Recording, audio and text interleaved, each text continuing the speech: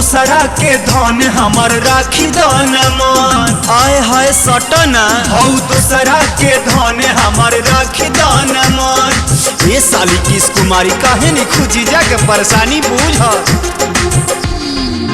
जाना तोनी काहे रोवा, जाना तोनी काहे रोवा हमरा पे मोइला। ए जीजा जी ओतने छुआई जतना हाँ हाँ ओतने छुआई जतना दीदिया के छुईला।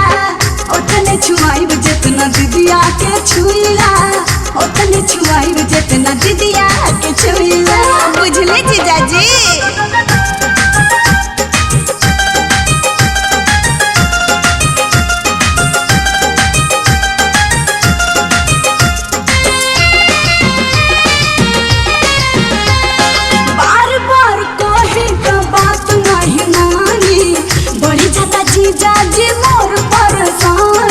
सुना बोली ऐठ के बैठिए जइबू ढेर मत बोला। अच्छा जी साली हो सूद ताहार बड़ुए समान हो। काछे उम्र में तनी करे दनेवान हो। काहे जीजा जी रउआ फिर के माल बुझाता का। जबे मन करी तबे घट जाई। बुझाता नहीं काहे रउआ, बुझाता नहीं काहे रउआ एने ओने टोइला। ओतने छुआई बजना ए जीजा जी रुकी ना। ओतने छुआई बजना दीदिया के छुईला।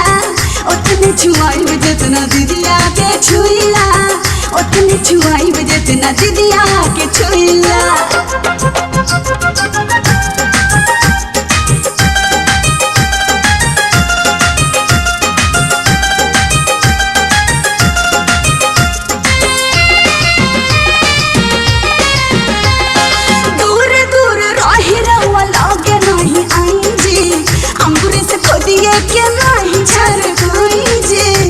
हम तरह खोदा खोदी करे बनी बौरा हिन कहीं के। जानो तानी माजा तोहरो आवताटे ओतने भीतर भीतर ओनी ठत बानी जे तने। ए जीजा जी आइठी मत हाई पेप्सी के डंटी धर।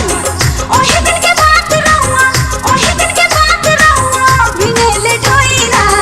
ओतने छुआए ए जीजा जी ओतने छुआई जितना दीदिया के छुईला। ओतने छुआई जितना दीदिया के छुईला। ओतने छुआई जितना